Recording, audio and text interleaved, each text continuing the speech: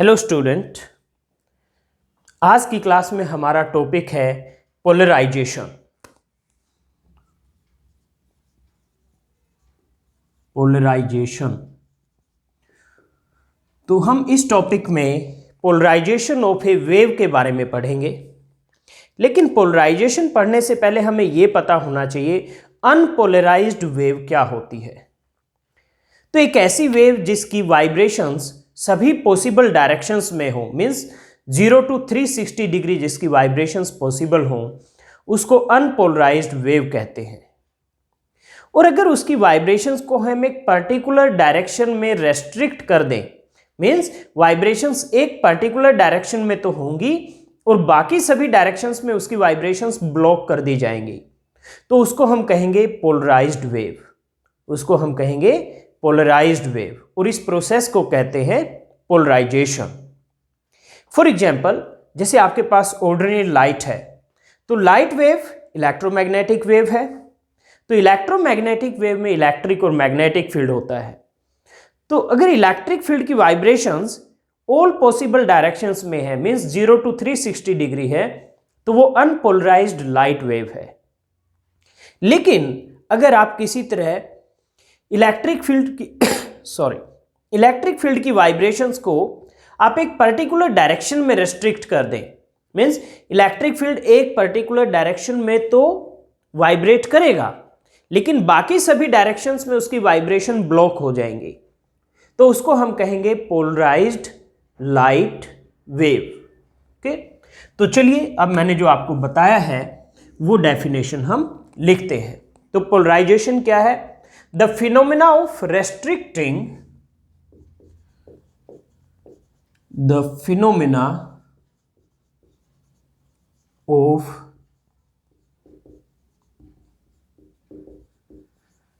restricting the vibrations of a wave, the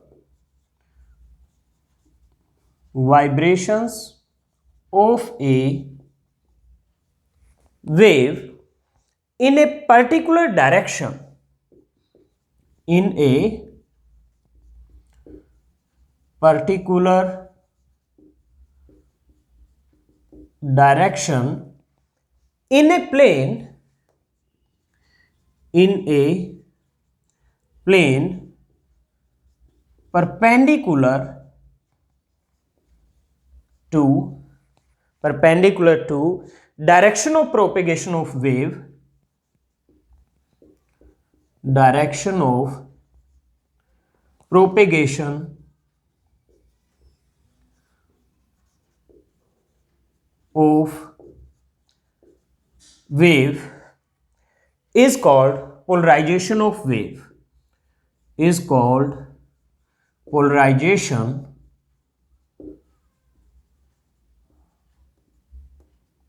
of wave। Polarization के लिए कुछ particular material होते हैं जो वेव्स को पोलराइज करते हैं। फॉर एग्जांपल, लाइट वेव्स के लिए आप टोरमेलिन क्रिस्टल यूज कर सकते हो, वो पोलराइजर का काम करेगा। जो मटेरियल या जो डिवाइस वेव्स को पोलराइज करता है उसको पोलराइजर कहते हैं, और लाइट वेव्स के लिए टोरमेलिन क्रिस्टल पोलराइजर का काम करता है।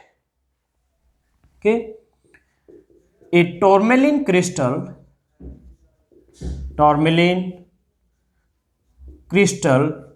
can be used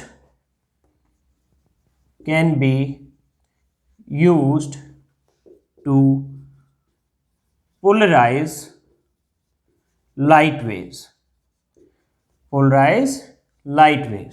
okay.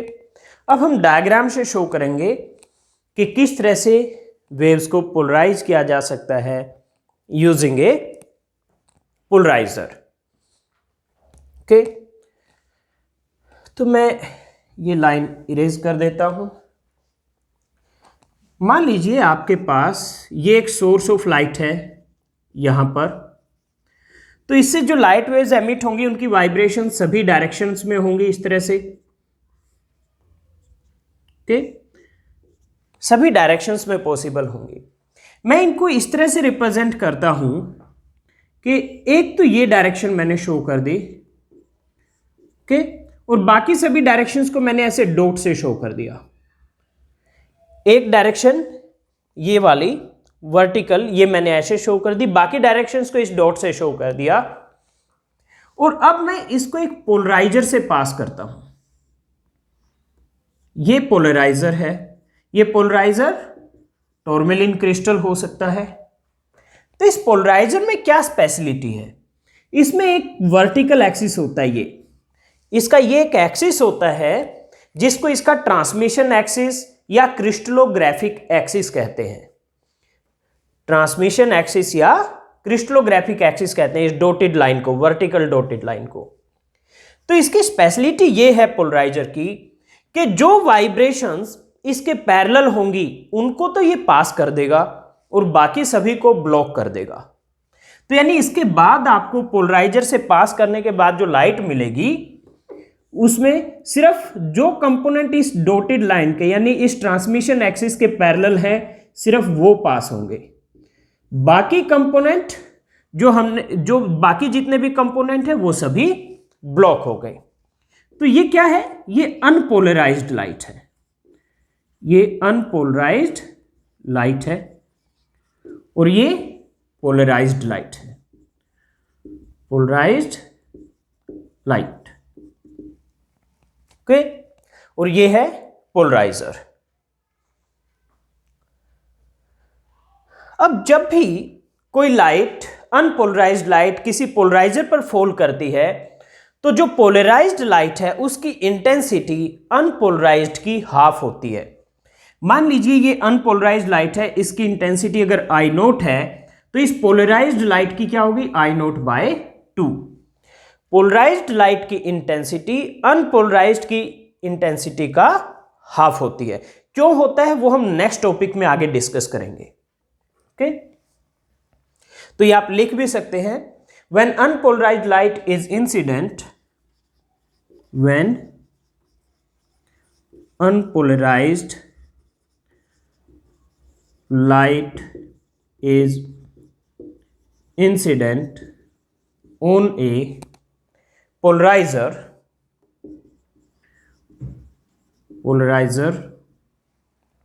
the intensity of transmitted polarized light, the intensity of transmitted polarized light is half of the intensity of unpolarized light, is half of the intensity of unpolarized light। और ये half क्यों हो जाती है ये मैंने आपको बताया, नेक्स्ट टॉपिक में हम डिस्कस करेंगे, ओके। तो अभी इसी टॉपिक में हम चेक कैसे करें कि ये जो लाइट है एक्चुअल में पोलराइज्ड है या नहीं, उसको चेक करने का क्या तरीका है। तो चेक करने का तरीका कुछ ऐसे है, आप ये पूरा नोट कर लीजिए, मुझे इसको इरेज करना पड़ेगा उसको एक्सप्लेन करने के लिए। अगर आपने अभी तक नोट नहीं किया है तो वीडियो को पॉज कीजिए और ये नोट कर लीजिए प्लीज।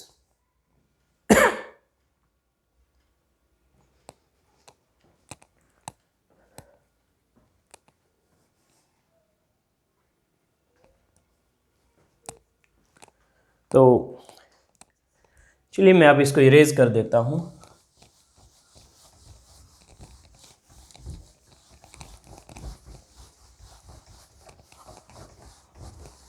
तो चेक कैसे करेंगे स्टूडेंट, सबसे पहले आपके पास ये अनपोलराइज्ड लाइट है,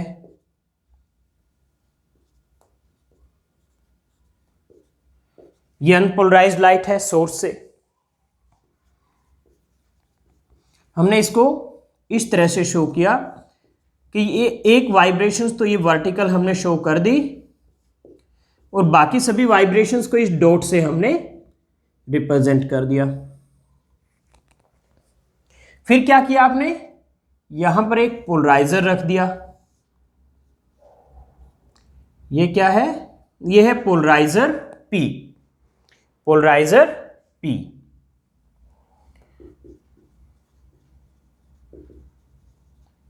तो यहां पर आपको ये पोलराइज्ड लाइट मिली इस तरह से। ओके, ये क्या है? अनपोलराइज्ड लाइट है, ये अनपोलराइज्ड लाइट है, ये पोलराइज्ड लाइट है। ओके, अब हमें चेक करना है ये पोलराइज है कि नहीं एक्चुअल में।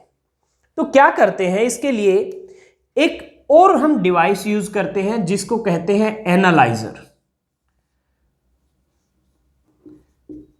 एनालाइजर, इसको हम ए से लिखेंगे।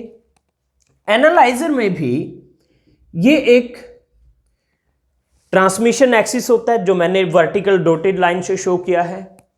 और एनालाइजर की स्पेशलिटी होती है कि अगर इंसिडेंट रेज की वाइब्रेशन इसके ट्रांसमिशन एक्सिस के पैरेलल है तब तो वो यूं क्यों पास कर देगा, जैसे इस केस में है कि ये इसके पैरेलल है। तो अगर पैरेलल है तो इस लाइट को ये यूं क्यों पास कर देगा बिना इसकी इंटेंसिटी चेंज किए, यानी जो इंटेंसिटी यहां पर है वो यहां पर भी होगी। ओके, इसमें क्या है? Axis of P and A are parallel. Okay, polarizer और एनालाइजर के एक्सिस पैरेलल है। लेकिन अगर एनालाइजर का एक्सिस पोलराइजर के एक्सिस के परपेंडिकुलर हो, ओके, यानी axis of P and A are perpendicular to each other.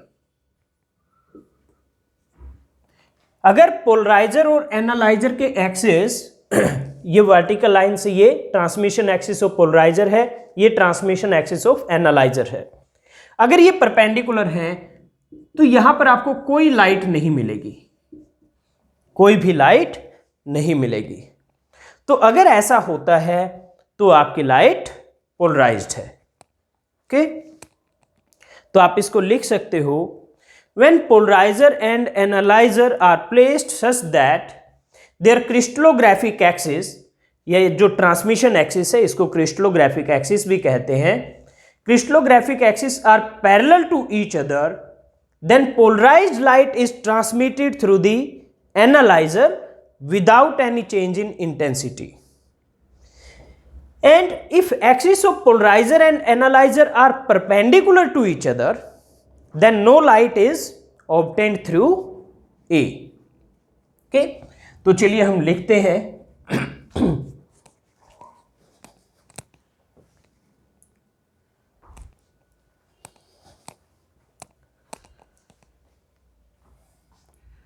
when, इस डायग्राम के नीचे लिखेंगे when polarizer and analyzer, okay, are placed such that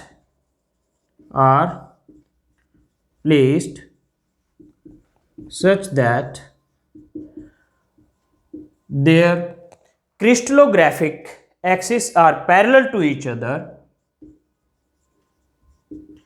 crystallographic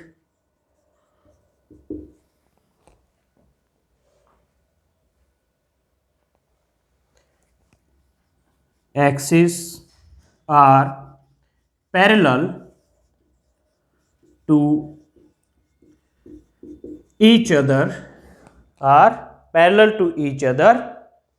then polarized light is transmitted through analyzer, then polarized light is transmitted through analyzer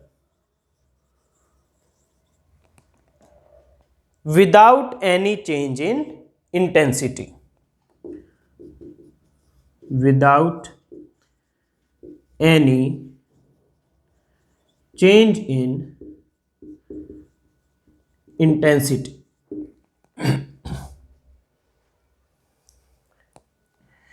If axis of P and A, axis मतलब crystallographic axis की हम बात कर रहे हैं, P polarizer, A analyzer. If axis of P and A are perpendicular to each other, ये perpendicular का symbol है ये, okay, perpendicular to each other, then no light is obtained through A.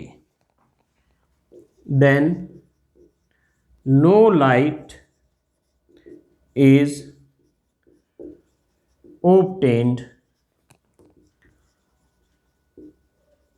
through A. तब analyzer के through कोई भी light आपको नहीं मिलेगी. तो ये था student introduction to polarization. Polarization का मतलब क्या है, पोलराइजेशन होता कैसे है, किन डिवाइस से होता है.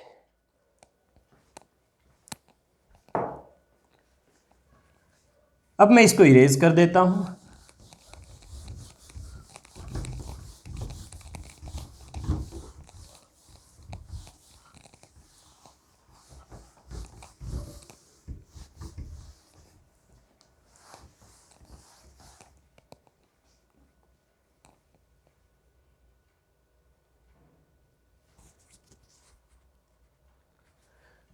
नेक्स्ट टॉपिक है Malus law. Malus law. Malus law क्या कहता है कि आपका ये पोलराइजर है P और एनालाइजर मान लीजिए आपका इस तरह से है एनालाइजर. तो इसको मैं इस एंड को यहां पे कनेक्ट कर देता हूं और इन दोनों के बीच में एंगल है थीटा. ये पोलराइजर, ये एनालाइजर, और इन दोनों के बीच में एंगल है थीटा. तो अगर पोलराइजर से जो लाइट ट्रांसमिट होती है, यानी पोलराइज्ड लाइट जो है, अगर उसकी इंटेंसिटी आई नोट है, तो एनालाइजर से पास होने के बाद जो इंटेंसिटी होगी वो आई नोट को स्क्वायर थीटा होगी. I naught cos square theta होगी. ओके, पोलराइजर से जो पोलराइज्ड लाइट आएगी उसकी इंटेंसिटी अगर आई नोट है तो फिर वो एनालाइजर पे फॉल करेगी, और एनालाइजर से पास होने के बाद जो लाइट आएगी उसकी intensity I naught cos square theta होगी. ये है Malus law.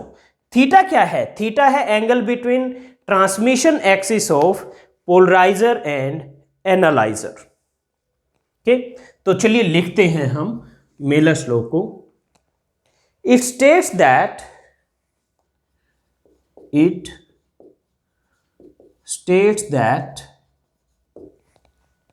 when a plane polarized light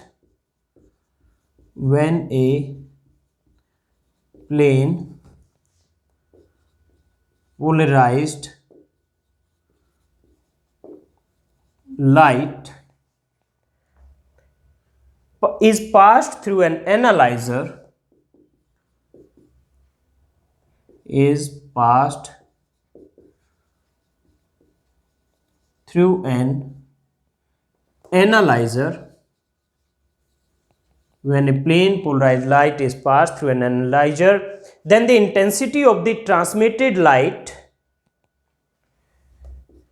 then the intensity of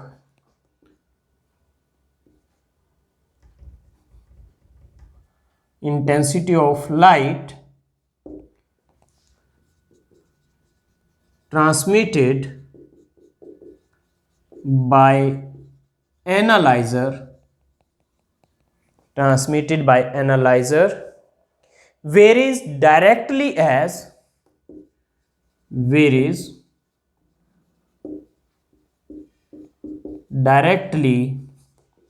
as square of cosine of angle, square of cosine of angle between the transmission axis between the transmission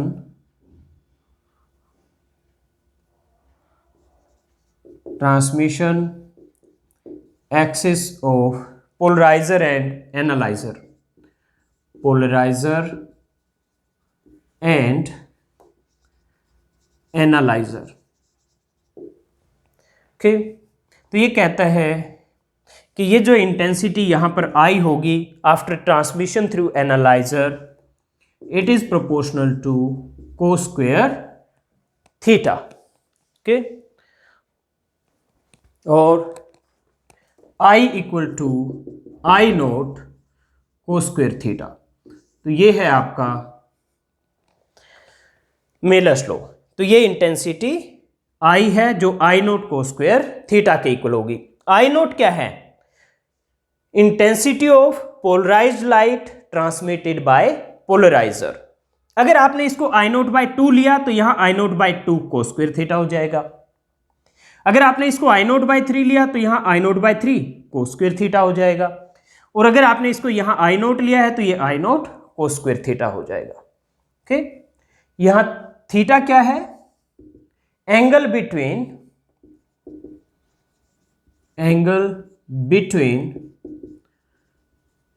transmission axis of polarizer and analyzer. Polarizer और analyzer के transmission axis के बीच में angle है. और आई note क्या है? I nought है इंटेंसिटी ऑफ पोलराइज्ड लाइट और the maximum intensity of light transmitted by analyser. क्योंकि ये I nought cos square theta maximum कब होगा? जब कोस थीटा 1 हो जाएगा. तो आई की मैक्सिमम वैल्यू कब होगी? आई की मैक्सिमम वैल्यू कब होगी? जब कोस थीटा 1 होगा, आई नोट के इक्वल. तो यहां पर आई नोट क्या है? Maximum intensity of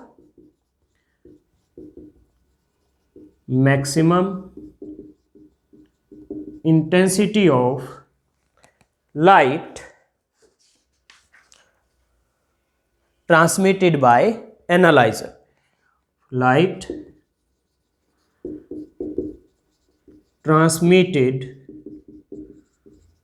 by analyzer or intensity of polarized light.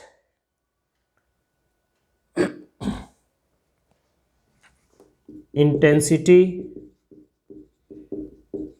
of light transmitted by polarizer. इसके लिए तो ये मैक्सिमम इंटेंसिटी होगी क्योंकि कोस थीटा 1 होगा तब मैक्सिमम. और इसके लिए क्या होगी? जो पोलराइजर से पोलराइज्ड लाइट है उसकी इंटेंसिटी. तो intensity of light transmitted by polariser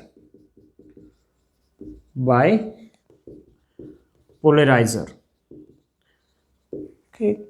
तो ये है स्टूडेंट आपका मेलर्स लॉ.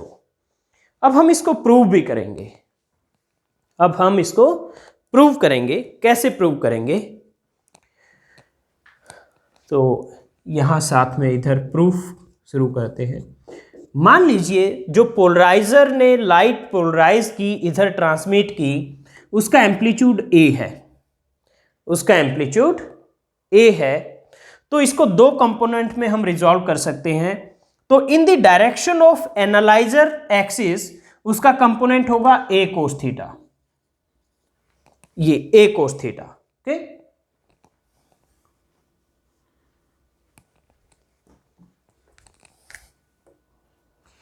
इस डायरेक्शन में ए कोस थीटा कंपोनेंट होगा और इसके परपेंडिकुलर ए साइन थीटा होगा. ए क्या है? Intensity of light transmitted by amplitude of light transmitted by polariser, और you can say amplitude of polarised light. A है amplitude of polarised light okay, जो यहां पर ट्रांसमिटेड बाय पोलराइजर, किससे transmit होने के बाद? पोलराइजर से ट्रांसमिटेड बाय पोलराइजर। तो अब आप जो ए है उसको दो कंपोनेंट में ब्रेक कर सकते हैं।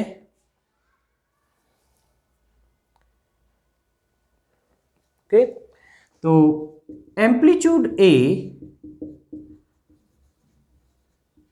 Has two rectangular components,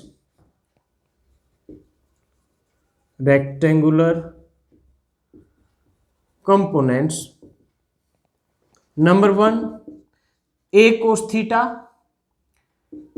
in the direction of transmission axis of analyzer, transmission axis of analyzer, and number two, a sin theta perpendicular to transmission axis of analyzer, transmission axis of analyzer। तो analyser तो जो parallel to transmission axis होगा उसी को पास करने देगा, यानी ए cos theta को तो पास करने देगा एनालाइजर अपने में से, और ए साइन थीटा क्योंकि उसके एक्सिस के परपेंडिकुलर है उसको ब्लॉक कर देगा। Okay,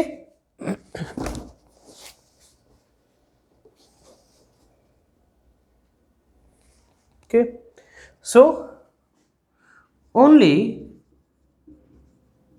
the component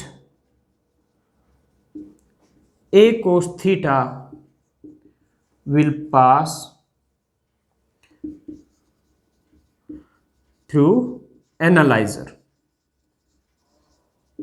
Okay, so intensity of light transmitted by analyzer, intensity of light transmitted by analyzer will be proportional to a cos theta square, because intensity is proportional to amplitude square।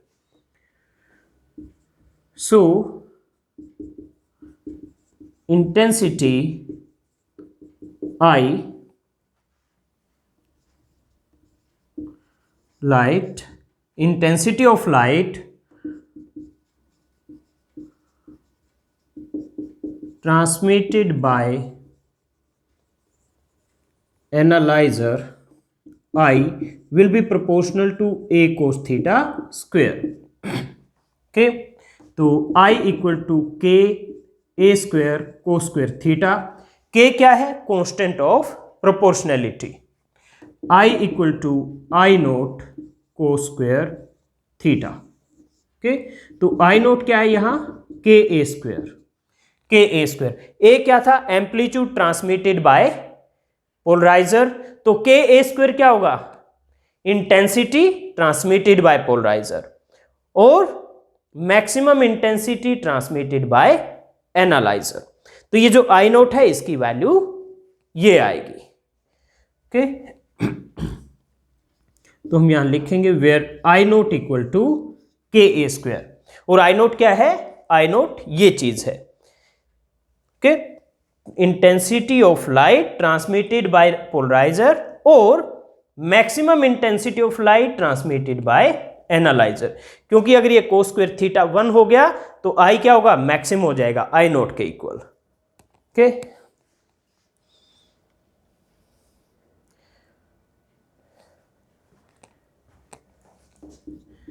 के is constant of proportionality, के is constant of proportionality. तो student ये equation है Mellors law, ये equation Mellors law है। I equal to I naught cos square theta is Mellors law. तो ये आपका टॉपिक कंप्लीट हो गया, ये कंप्लीट हो गया। अब स्टूडेंट मैं एक वापस आता हूं, मैंने आपको कहा था कि जब भी अनपोलराइज्ड लाइट किसी पोलराइजर पर फॉल करती है तो पोलराइज्ड लाइट की इंटेंसिटी हाफ हो जाती है। पोलराइज्ड लाइट की इंटेंसिटी हाफ हो जाती है कि आपकी ये इस तरह से अनपोलराइज्ड लाइट थी, फिर ये एक इस तरह से पोलराइजर पर पास किया, अगर इंटेंसिटी आई नोट थी तो यहां आई नोट बाय 2 होगी। मैंने ये बताया था आपको। क्यों? इस फॉर्मूले के अकॉर्डिंग यहां अगर इंटेंसिटी आई नोट है तो यहां आई नोट कोस स्क्वायर थीटा होगी, लेकिन अनपोलराइज्ड लाइट के लिए थीटा की वैल्यू 0 से 360 डिग्री कंप्लीट सभी वैल्यूज अवेलेबल होती हैं।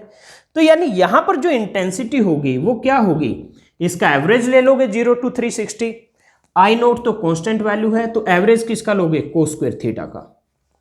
और कोस स्क्वायर थीटा का एवरेज आपने अल्टरनेटिंग करंट वाले चैप्टर में पढ़ा था। कोस स्क्वायर थीटा का average over the cycle 0 to 360 degree 1/2 होता है।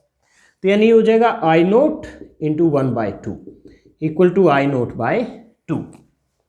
तो इसलिए इंटेंसिटी हाफ हो जाती है, क्योंकि यहां इंटेंसिटी आई नोट है अगर, तो इधर क्या होगी, I nought cos square theta.